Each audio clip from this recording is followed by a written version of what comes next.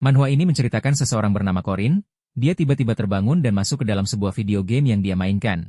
Tapi bukannya jadi MC, malah jadi NPC di dalam dunia ini, dan yang menjadi MC malah orang yang tidak mengerti dengan dunia game ini. Mau tidak mau, Corin harus membantu si MC untuk mengalahkan final boss untuk menyelesaikan game ini. Tapi apesnya, ternyata si MC-nya malah suka pada Corin. Tapi untungnya, si MC mati oleh final boss, dan Corin pun ke-restart ke saat pertama kali terbangun di dunia game ini. Sekarang dia mati-matian untuk membunuh si MC, dan menggantikan si MC untuk menjadi MC yang sebenarnya yang akan mengalahkan final boss. Di awal chapter, kita diperlihatkan MC kita yang terbangun dari tidurnya. Namun, saat membuka matanya, seketika membuatnya terkejut, karena di depan matanya terlihat sebuah istana megah, yang terlihat sama dengan yang ada di dalam video game, yang biasa dia mainkan. Perlahan dia mulai sadar, kalau dia sekarang sudah berada di dalam video game tersebut. 3 tahun lalu, dia memiliki sebuah karakter dalam sebuah game, dan nama gamenya adalah Heroic Legend of Arhan. Di dalam game tersebut, terdapat berbagai makhluk mengerikan, seperti penyihir, monster berukuran besar, bahkan di akhir gamenya, ada hari kiamat, yang membuat para manusianya berubah menjadi mayat hidup. Tapi dia tidak perlu khawatir soal itu semua, karena karakter utama dalam game ini akan menangani semua masalah tersebut. Lagi pula, MC kita ini hanya menjadi seorang NPC di dalam game ini, yang bernama Corin, dan memiliki level 1 saja. Corin menjalani kehidupan barunya sebagai NPC dengan senang hati, karena jika ceritanya berjalan sebagaimana mestinya, seharusnya semua akan terselesaikan tanpa masalah. Karena si Corin sudah pernah memainkan game ini, dia jadi tahu siapa karakter utama dalam game ini. Sekarang dia berniat mencari si karakter utama yang bernama Pak Shiho, karena nantinya Pak Shiho akan menjadi terkenal dan kaya raya. Saat sedang berjalan mencari Pak Shiho, tiba-tiba dia mendengar seseorang yang menggerutu, yang ternyata itu adalah si karakter utama Pak Shiho. Tapi yang lebih mengejutkannya lagi, yaitu si Pak Shiho mengucapkan kata yang tidak ada di dalam game, seperti kentang manis, dan Sprite. Corin pun langsung menyimpulkan kalau Pak Shiho juga merupakan orang biasa, yang masuk ke dalam game ini. Saat si Pak Shiho masih menggerutu, tiba-tiba ada yang memegang tangannya, yang ternyata itu adalah Corin. Dengan ceria, Corin mengenalkan diri kepada Pak Shiho, kalau dia juga sama sepertinya, yaitu orang biasa yang masuk ke dalam game. Walaupun di dalam game ini, si Pak Shiho memiliki kekuatan yang luar biasa, tapi dia tidak tahu harus melakukan apa, karena tidak mengerti tentang game ini. Jadi sekarang, MC kita, si Corin, harus menemani Pak Shiho untuk menyelesaikan game ini. Dengan bantuan pengalamnya, mereka akan dengan mudah menyelesaikan game ini. Pak Shiho hanya perlu percaya saja kepada si Corin, dan mendengarkan apa yang dia katakan dalam perjalanan mereka. Mereka mengalahkan berbagai macam musuh. Dengan cukup mudah, kombinasi kekuatan Pak Shiho dan informasi Corin, mereka membantai semua monster yang mereka temui. Setelah selesai mengalahkan semua monster itu, Pak Shiho kemudian memberikan sebuah ramuan kepada Corin. Dengan senang hati, Corin pun langsung meminum ramuan itu, yang dia percaya kalau itu adalah ramuan tingkat tinggi. Namun Corin merasa ada yang ganjal, yaitu kelompoknya hanya beranggotakan laki-laki saja, tidak ada seorang wanita pun, padahal di game aslinya ada beberapa wanita cantik di dalam game ini. Itu juga salah satu alasan game ini terkenal. Tapi Pak Shiho hanya mengajak laki-laki saja ke dalam kelompok ini, yang akhirnya kelompok itu hanya beranggotakan laki-laki saja, yang membuat MC kita, si Corin, menjadi sedikit kecewa. Namun, yang tidak disadari oleh Corin, yaitu alur cerita dalam game ini ada yang berubah, seperti pembunuhan dan hilangnya orang-orang secara misterius, dan yang paling penting adalah isi kepala dan kepribadian Pak Shiho yang sulit dimengerti.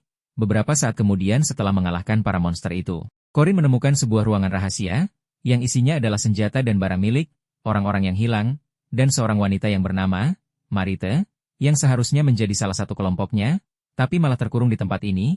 Tapi tiba-tiba, Pak Shiho muncul, dengan raut muka tidak senang, sambil bertanya kepada Corin, kenapa Corin bisa berada di ruangan itu. Corin kemudian menanyakan berbagai pertanyaan kepada Pak Shiho. Salah satunya adalah tentang Marite, padahal sebelumnya Pak Shiho berkata kepada Corin, kalau dia kehilangan jejak Marite, tapi sekarang malah ada di sini.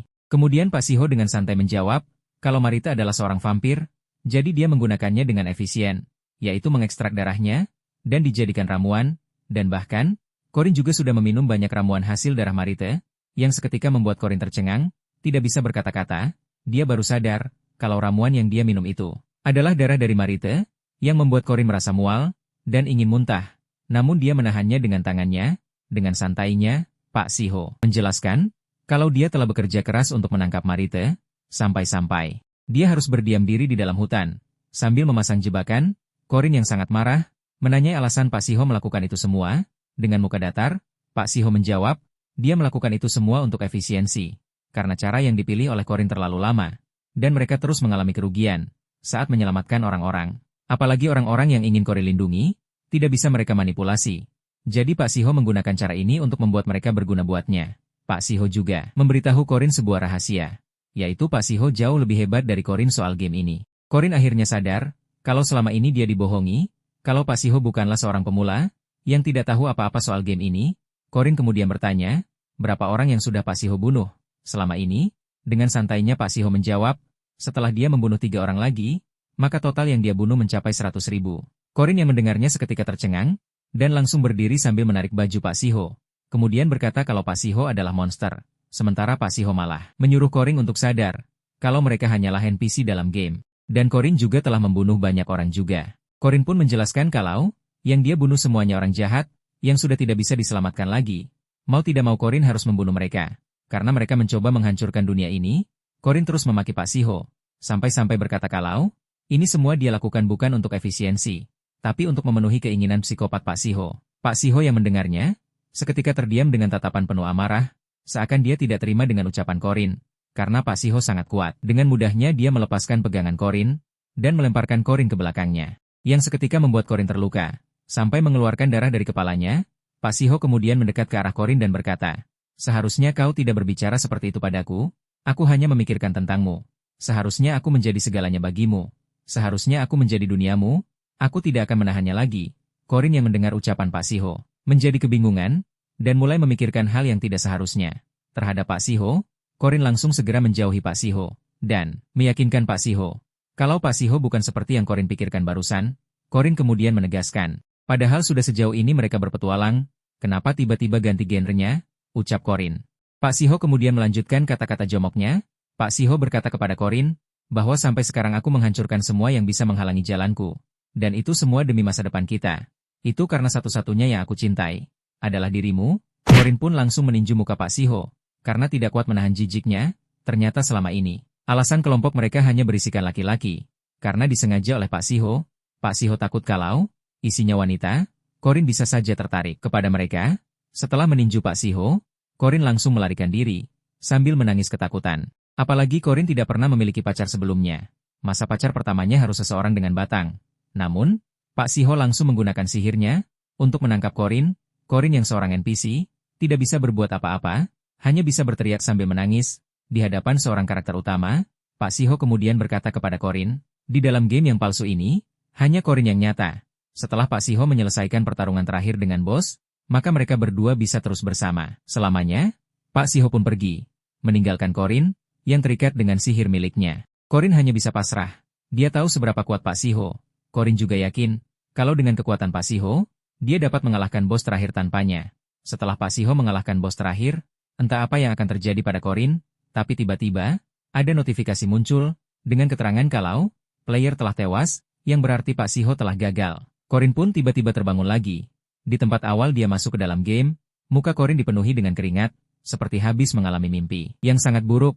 Bahkan Corin sampai menangis, apapun yang terjadi, sekarang Corin harus bertindak, agar kejadian sebelumnya tidak terulang kembali.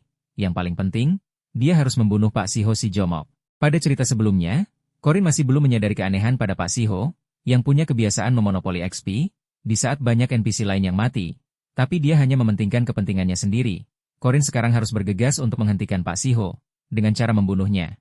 Seharusnya pada awal game ini, Pak Shiho masih seorang gelandangan rang 5. Sama seperti Corin, seluruh faktor yang bisa meningkatkan kekuatan Pak Shiho, terpusat di Akademi Merkabah, dan setelah Pak Shiho masuk ke Akademi itu, dia akan menjadi seseorang yang sangat kuat, selagi Pak Shiho masih belum menjadi monster. Corin harus segera menemukannya, dan langsung membunuhnya, agar bibit monster itu tidak menjadi monster sesungguhnya.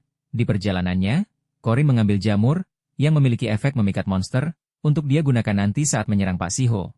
Corin tahu kalau, ini adalah satu-satunya kesempatan, untuk membunuh Pak Shiho, selagi dia belum masuk ke akademi. Di suatu tempat, di tengah hutan, saat tengah malam, terlihat bulan yang begitu terang, terdapat beberapa orang yang mengenakan baju tempur, dengan pedang di tangan mereka, yang ternyata, di sana juga ada Pak Shiho, yang masih seorang pemula. Mereka semua berhenti karena kereta, yang membawa mereka mengalami sedikit kerusakan, Dan setelah kereta mereka selesai diperbaiki, mereka pun kembali menaiki kereta itu untuk melanjutkan perjalanan. Tapi tiba-tiba, terdengar suara monster yang membuat mereka sedikit ketakutan. Belum sempat bereaksi, tiba-tiba ada sebatang kayu yang melesat ke arah mereka. Dengan cepat, si laki-laki bernama Leon itu mendorong Laura agar tidak terkena kayu tersebut. Untungnya, mereka bisa menghindar tepat waktu. Kalau Leon telat sedikit saja, mungkin Laura sudah terluka cukup parah. Mereka pun langsung memasang posisi bertarung dengan mengeluarkan pedang mereka masing-masing. Walaupun mereka ketakutan, sampai mengeluarkan keringat dari wajahnya, mereka tidak punya pilihan lain selain bertarung untuk bertahan hidup. Yang sialnya, monster itu adalah manusia serigala bertanduk. Monster itu berada di rang 2, dan tentu saja, monster itu bukanlah lawan yang bisa mereka tangani. Monster itu meraung dengan sangat keras, yang menandakan dia bersiap menyerang mereka. Bahkan, Corin sampai mendengar raungannya itu, yang membuat Corin mengeluarkan keringat di wajahnya. Tapi Corin sudah tidak memiliki banyak waktu lagi. Kalau bisa dia juga harus menyelamatkan orang-orang itu, sekaligus membunuh Pak Shiho. Sementara itu, si manusia serigala langsung menyerang si Laura dengan cakar tajamnya. Saking cepatnya, Laura bahkan tidak sempat menghindar, dan tepat mengenai Laura, yang membuat Laura kehilangan banyak darah. Leon juga tidak sempat bertindak, dan hanya bisa melihat Laura tumbang di depan matanya. Leon kemudian berteriak kepada Pak Shiho untuk segera naik ke kereta untuk melarikan diri. Sementara Leon akan mengulur waktu untuk mereka, tapi Pak Shiho juga memutuskan untuk ikut bersama Leon, dan menyuruh yang lainnya untuk segera pergi. Namun ada satu orang wanita lagi yang memutuskan untuk bertarung, yang bernama Alisa Arden. Alisa berkata, kalau dia tidak bisa meninggalkan Leon begitu saja. Sementara itu, Leon yang sebelumnya menahan monster itu, kini sudah tidak bisa apa-apa. Bahkan lehernya sudah berada di genggaman monster itu. Sementara Pak Shiho yang masih lemah, juga tidak bisa berbuat banyak. Di sisi lain, Corin yang sudah berada di sana, tidak langsung menolong mereka. Corin harus memastikan terlebih dahulu, apakah Pak Shiho adalah orang yang sama, yang masuk ke dalam dunia game ini, ataukah Pak Shiho yang sebenarnya, yang seorang karakter utama dalam game ini. Sementara itu, monster itu kembali meraung, bersiap menyerang Pak Shiho yang berada di depannya. Tapi tiba-tiba, Alisa menyerang monster itu dengan pedangnya, namun monster itu dengan mudahnya menahan serangan tersebut, hanya dengan satu tangan saja, yang membuat Alisa terkejut, sampai membuat matanya terbelanga. Setelah gagal menyerang monster itu, Alisa pun terdorong ke belakang. Mendekat ke arah Pak Shiho, Alisa menyuruh Pak Shiho untuk mundur, dan dia akan mengatasi monster itu sendiri. Pak Shiho yang sudah tahu alur game ini, dia tahu tentang latar belakang Alisa, begitu juga pedang yang Alisa gunakan. Pedang itu adalah salah satu pedang dari 6 pedang raja. Alisa juga salah satu karakter yang paling berpengaruh dalam game. Pak Shiho yang tahu kalau ada rahasia di game ini, kemudian mengeluarkan belati dari balik bajunya. Alisa yang merasa ada yang janggal, kemudian melirik ke arah Shiho, dan instingnya ternyata benar. Shiho mencoba menikamnya dari belakang menggunakan belati. Di sisi lain, Corin yang mengamati dari jauh, akhirnya tahu kalau Shiho adalah orang yang sama, yang sebelumnya mengurung Corin. Sekarang Corin bisa mengambil keputusan, yaitu membunuh Shiho. Sebelum dia menjadi semakin kuat, Corin sekarang juga sadar, alasan Shiho bisa menjadi kuat dalam waktu yang singkat, yaitu dengan mengalahkan karakter-karakter lain di dalam game ini. Tapi untungnya, kali ini Shiho gagal membunuh Alisa, dan hanya menggores bahunya saja. Alisa yang polos pun bertanya kepada Shiho, kenapa dia menyerang Alisa. Shiho pun langsung meminta maaf kepada Alisa, dan berdalih, kalau tangannya gemetar, dan bergerak sendiri karena gugup. Tapi tiba-tiba, monster itu menggunakan kesempatan ini, untuk kembali menyerang Alisa. Tapi untungnya, Alisa dapat bereaksi tepat waktu, dan berhasil menahan serangan monster itu. Sementara Shiho, hanya melihat pertarungan Alisa dengan monster itu. Karena memang dari awal, Shiho mengincar pedang milik Alisa. Shiho kebingungan, karena Alisa masih bisa bertarung dengan hebat, padahal belati Shiho mengandung racun. Tapi Alisa masih belum mati juga. Alisa yang sebelumnya sedikit panik, sekarang mencoba mengatur kembali nafasnya, dan berkonsentrasi. Alisa pun mengeluarkan skill miliknya, dengan kekuatan berfokus di pedangnya. Alisa menerjang ke arah monster itu, dengan sangat cepat, tapi, Shiho yang tidak mau Alisa berhasil membunuh monster itu. Bersiap melemparkan belatinya ke arah Alisa. Alisa yang sedang melesat ke arah monster, tiba-tiba dikejutkan oleh belajati yang sedang mengarah ke arahnya. Tapi, untungnya, Alisa berhasil menangkis belati itu, menggunakan pedang miliknya. Namun saat berbalik arah, monster serigala itu sudah berada tepat di depan matanya, dan bersiap memakan Alisa. Alisa pun langsung mengangkat pedangnya, dan menusuk monster serigala itu, yang seketika, membuat Alisa, dan monster serigala itu tumbang. Walaupun Alisa berhasil membunuh monster itu, tapi kondisi Alisa juga sedang kritis, akibat gigitan monster itu di badannya. Sekarang Alisa tidak dapat bergerak, bahkan di sekelilingnya dipenuhi darah miliknya. dan si monster serigala. Shiho kemudian mendekat ke arah Alisa, dan mengambil pedang milik Alisa. Alisa yang sedang sekarat, mencoba berbicara kepada Shiho. Namun Alisa sudah tidak kuat untuk berbicara. Shiho kemudian mencabut pedang itu, dengan ekspresi bahagia, dia akhirnya mendapatkan pedang Odachi milik Alisa. Shiho tahu kalau, pedang tersebut memiliki skill khusus, namun untuk sekarang, dia tidak akan memikirkan hal itu dulu. Shiho teringat kalau, membunuh NPC juga akan mendapatkan XP. Shiho berniat membunuh Alisa, untuk mendapatkan XP tambahan. Dengan begitu, dia akan semakin cepat bertambah kuat. Shiho kemudian mengangkat pedang itu, dan bersiap membunuh Alisa yang sedang sekarat, tapi tiba-tiba, ada kantong yang berisikan serbuk misterius, yang tepat mengenai kepala Shiho. Serbuk itu seketika menyebar ke seluruh tubuh Shiho. Shiho pun tidak bisa berbuat apa-apa, untuk menyingkirkan serbuk tersebut. Shiho yang kesal pun, berteriak ke sana kemari, memanggil orang yang melemparkan serbuk tersebut, dan menyuruh orang itu untuk segera menunjukkan dirinya, tapi yang datang bukanlah orang tersebut, tapi segerombolan monster kelinci menghampiri Shiho, yang ternyata, jamur yang Korin gunakan, untuk membuat serbuk tersebut adalah jamur topanik, yang merupakan kesukaan para monster hutan. Di mata para monster hutan, Shiho yang sudah ditaburi serbuk jamur topanik, tidak lebih dari sekedar daging, yang sudah dimarinasi dengan bumbu yang lezat. Dengan sekejap, para monster itu menyerang Shiho dari segala arah. Sementara Shiho disibukkan dengan para monster itu, Korin perlahan-lahan mengamankan Alisa terlebih dahulu, yang untungnya Alisa masih hidup, namun harus segera diobati. Saat Korin membawa Alisa, dia melihat taring monster serigala, yang sepertinya bisa dia jadikan senjata. Dan, benar saja, setelah mengamankan Alisa, Korin langsung mencabut taring monster serigala tersebut. Menggunakan pisau kecil miliknya, saat mencabut taring itu, tiba-tiba ada yang memanggil Korin dari belakang, yang membuat Korin terkejut, dan ternyata yang memanggil Korin adalah Shiho yang sudah mengalahkan semua monster kelinci. Dengan pedang di tangannya, Shiho menanyakan identitas Korin. Korin merasa takjub oleh kehebatan pedang Odachi, milik Alisa. Dengan pedang itu, Shiho dapat mengalahkan 3 monster kelinci dalam waktu 1 menit. Korin pun bangun dan berbalik arah, yang membuat Shiho menganga, karena terkejut melihat orang di depannya, yang ternyata adalah Korin. Shiho yang tidak menyangka akan kehadiran Korin, langsung bersiap dengan pedang di tangannya, sambil bertanya-tanya, bagaimana bisa Korin ada di sana? Sekarang Korin sadar, kalau Shiho ternyata tidak mengingatnya, yang berarti Shiho kehilangan ingatannya dari sebelumnya. Hal ini membuat Korin menjadi lebih percaya diri. Korin kemudian berkata kepada Shiho, kalau Shiho memegang pedangnya dengan cara yang salah. Shiho yang kebingungan, langsung menatap tangannya yang memegang pedang. Tapi ternyata itu hanyalah tipuan Korin. Saat Shiho lengah, Korin langsung menerjang ke arah Shiho. Sambil bersiap menyerangnya, Korin kemudian melemparkan debu ke arah matanya Shiho, untuk melumpuhkan penglihatan Shiho terlebih dahulu.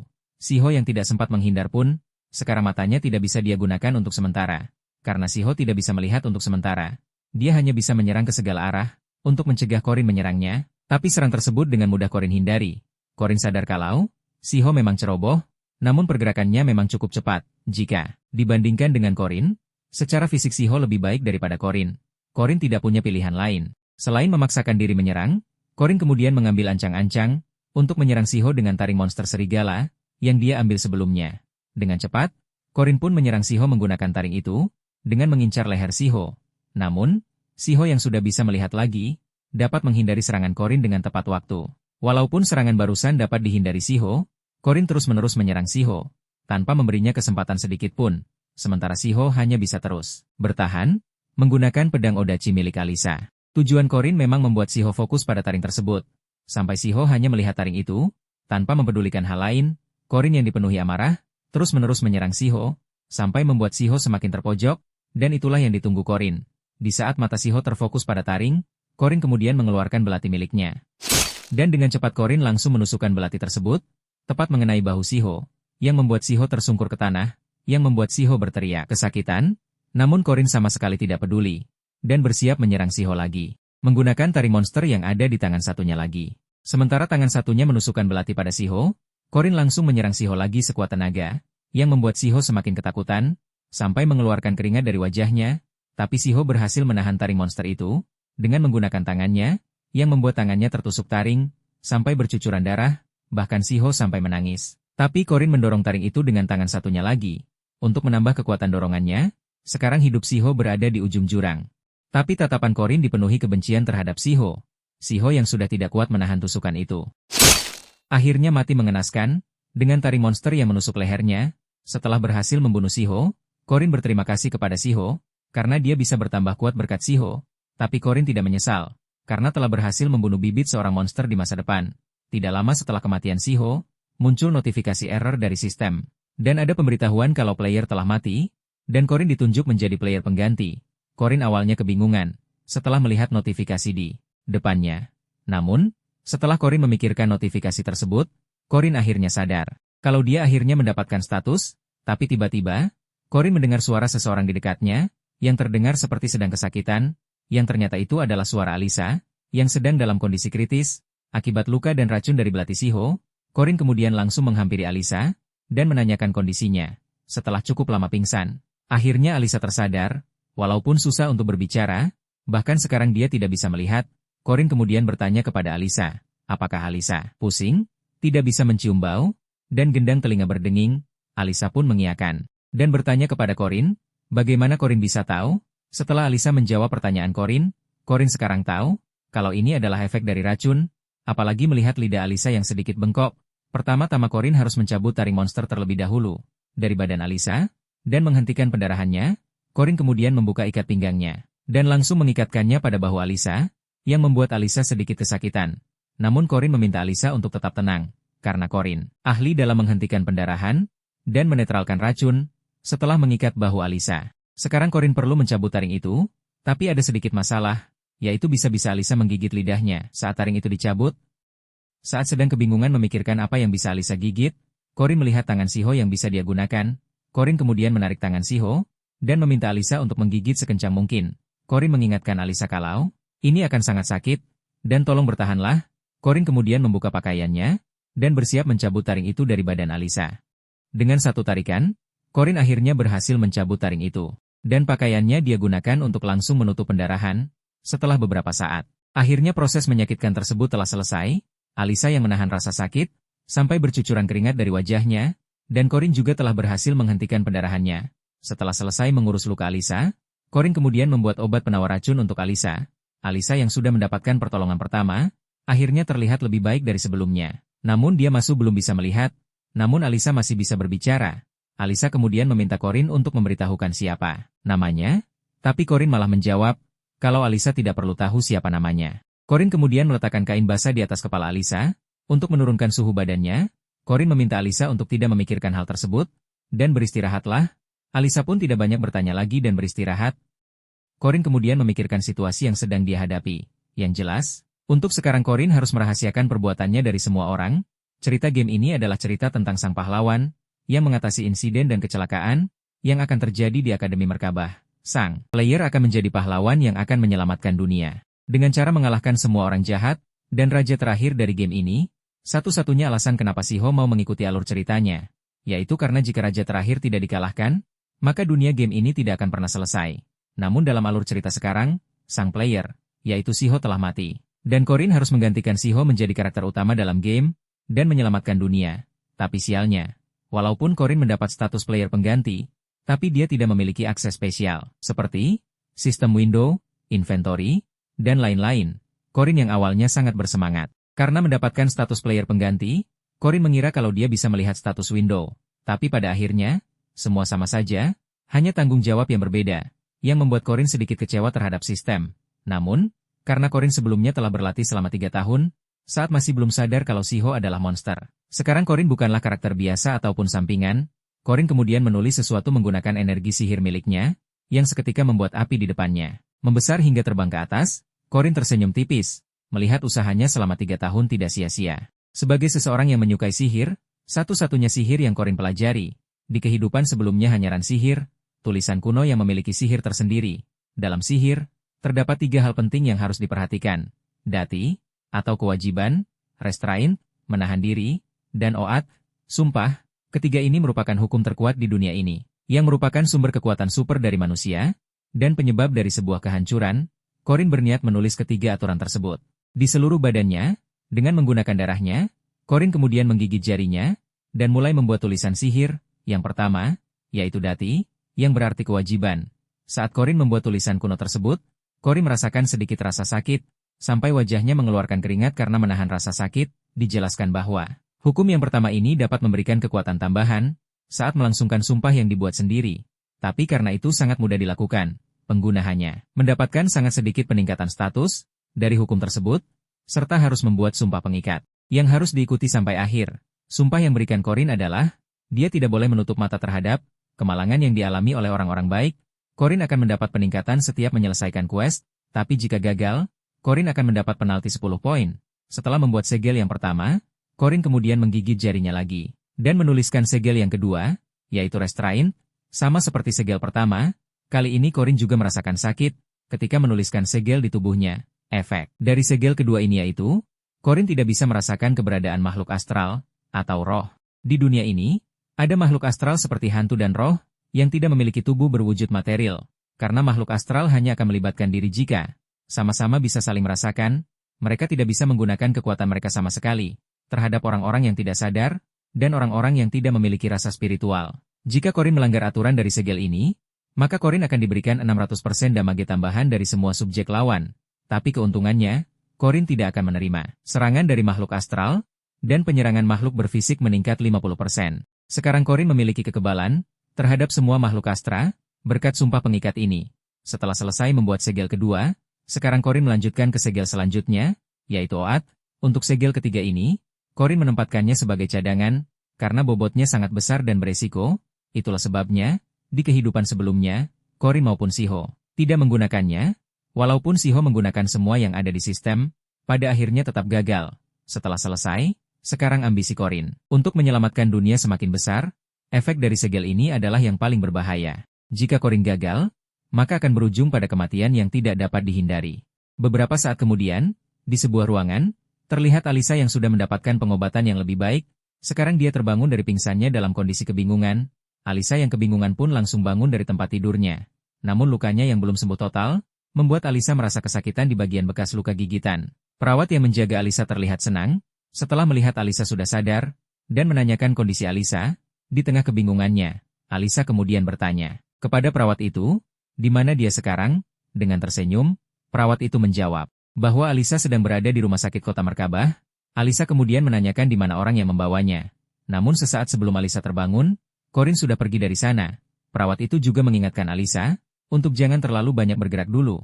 Alisa pun menuruti perkataan perawat itu untuk tidak terlalu banyak bergerak. Alisa kemudian melirik ke sana kemari, mencari barang-barang miliknya. Perawat itu kemudian menunjukkan barang-barang milik Alisa, yang dia simpan di dalam sebuah tas, yang ternyata masih ada ikat pinggang milik Corin. Yang masih ada bercak darah di ikat pinggang tersebut. Alisa kemudian mengambil ikat pinggang itu, dan berasumsi kalau ikat pinggang itu adalah milik penyelamatnya, yaitu Corin. Setelah mengamati ikat pinggang itu, tiba-tiba Alisa berteriak kepada perawat itu, menanyakan apakah di daerah sana ada yang menjual permen madu. Perawat yang kebingungan dengan tingkah laku Alisa, kemudian menjawab kalau, untuk sekarang Alisa hanya boleh makan makanan yang direbus.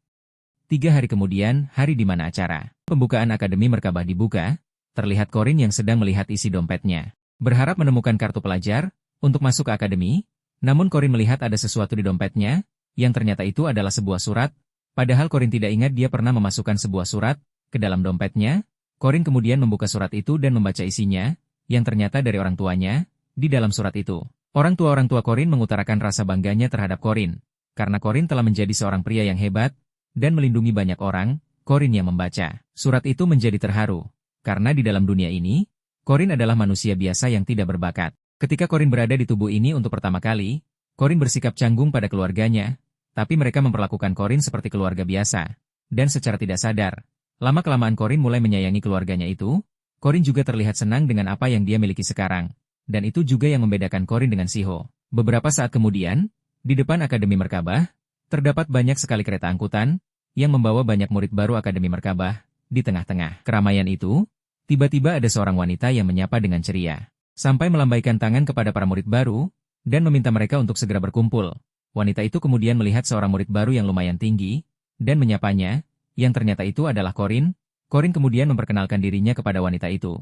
Dengan tersenyum, wanita itu memuji Corin dan berkata, kalau Corin pasti banyak makan. Wanita itu kemudian menawarkan sebuah kentang kepada Corin. Beberapa saat kemudian, para murid baru itu pun menaiki kereta yang ada di sana, dan pergi sesuai arahan wanita tersebut. Di dalam kereta, wanita itu mengenalkan tempat-tempat yang ada di sana kepada para murid baru, dan wanita itu bernama Mariette. Mariette merupakan seorang murid tingkat pertama, tahun kedua, di Akademi Merkabah, yang menerima berkah dari semua orang. dan mempunyai masa depan yang cerah, tapi di balik kisahnya yang luar biasa, ternyata di masa depan, Marietta adalah final boss dari babak pertama. Tidak lama kemudian, mereka akhirnya sampai. Marietta mengarahkan mereka untuk keluar, dan mengambil kentang dan ubi manis, masing-masing satu, setelah tugasnya selesai, yaitu memandu murid baru. Dia pun langsung pergi lagi dengan naik kereta yang sama, dan tidak lupa melambaikan tangannya dengan penuh senyuman. Setelah para murid baru itu turun dari kereta, tiba-tiba mereka dikejutkan dengan sihir perluasan ruang, yang membuat di sekitar mereka menjadi gelap, di saat semua kepanikan karena sihir tersebut, membuat mereka melayang. Corin yang sudah pernah mengalami ini, hanya memasang wajah datar, dan tidak merasa panik sedikit pun. Tidak lama kemudian, Corin mendengar suara seseorang yang dia kenal, yaitu Pak Tua Hamen. Corin juga sudah tahu kalau orang-orang di dunia ini memiliki sejarah melawan ras iblis, dan cara paling efektif untuk melawan ras iblis adalah dengan manusia super yang menggunakan aura dan mana. Dan tempat untuk melatih para manusia super itu adalah Akademi Guardian dan Akademi Merkabah. Tidak lama kemudian muncul seseorang yang menyapa mereka. Orang itu kemudian memperkenalkan dirinya, yaitu Profesor Vermak Daman, yang diberi tugas untuk menyambut para murid baru. Dia juga seorang profesor di Fakultas Ksatria. Corin, yang sudah lama tidak melihat Profesor Daman, hanya tersenyum tipis. Karena di kehidupan sebelumnya Corin sudah mengenal orang itu, Profesor Daman kemudian berkata, setelah para murid baru tiba di Akademi Merkabah, sertifikat mereka harus sudah diterbitkan. Oleh karena itu, Profesor Daman ingin melihat kemampuan para murid baru. Tiba-tiba, di depan semua murid baru itu muncul layar kecil, yang menunjukkan identitas dan status kemampuan mereka. Untuk saat ini status Corin masih terbilang sangat rendah. Tapi Corin tidak terkejut dengan hal tersebut. Profesor Daman kemudian menyuruh semua murid baru untuk berbaris sesuai dengan nomor yang mereka dapatkan. Corin menjadi sedikit ragu. Dengan jumlah murid baru sekitar 400 orang, Corin merasa kalau dia termasuk 1% terbawah dari yang lain. Ada penilai yang langsung melihat beberapa murid jenius, bahkan Alisa yang sebelumnya Corin selamatkan, juga termasuk ke dalam murid baru yang jenius. Selanjutnya ada Avelowen, Mercenary, dan Kranel, dan satu-satunya yang berada di peringkat 1 adalah seorang wanita bernama Yaksa. Bahkan penilai itu merasa sedikit khawatir tentang keberadaan wanita tersebut, sampai bertanya-tanya, apa yang direktur pikirkan? Ada salah satu penilai yang berpendapat untuk membuang murid dengan rang ke-6 yang tidak berbakat. Si penilai wanita yang mendengarnya seketika murka, karena direktur meminta mereka agar murid baru harus setara dalam hal pembelajaran. Si penilai laki-laki itu pun tidak bisa berkata-kata, dan langsung meminta agar langsung memulai proses penilaian dari pertarungan. Tiba-tiba dari langit jatuh sebuah kotak, dengan logo pedang, yang sepertinya isi kotak itu adalah senjata untuk penilaian. Para penilai itu memberitahu para murid baru kalau, dalam 30 detik, monster akan menyerbu. Namun Corin tidak panik sedikit pun, dan memasang muka datar seperti biasanya. Corin kemudian mulai memilih senjata di dalam kotak itu. Banyak murid rang ke-5 dan ke-6, mungkin tidak akan bisa berpikir jernih, dan mengambil apa saja yang mereka mau, dan kemungkinannya adalah sebuah pedang. Corin juga melakukan hal tersebut saat di kehidupan sebelumnya. Tapi dengan monster rang 5 yang ada di depannya, Corin tahu kalau pedang kurang efektif, jadi Corin sekarang memilih untuk mengambil sebuah tombak. Kemudian mengambil nafas untuk bersiap melemparkan tombaknya itu. Dengan sekuat tenaga, Corin melemparkan tombak itu ke arah para monster, yang seketika membuat monster yang terkena tombak itu mati. Bahkan monster lainnya sangat terkejut dengan serangan Corin, yang dengan mudahnya membunuh rekan monsternya. Dengan muka santai, Corin kemudian mengangkat tangannya dan meminta maaf, dan tidak butuh waktu lama, 2 monster sisanya langsung mati oleh tombak Corin. Walaupun Corin berada di rang bawah, tapi pengalamannya dalam membunuh monster sudah terlalu banyak. Setelah membunuh ketiga monster itu, Corin hanya tersenyum tipis.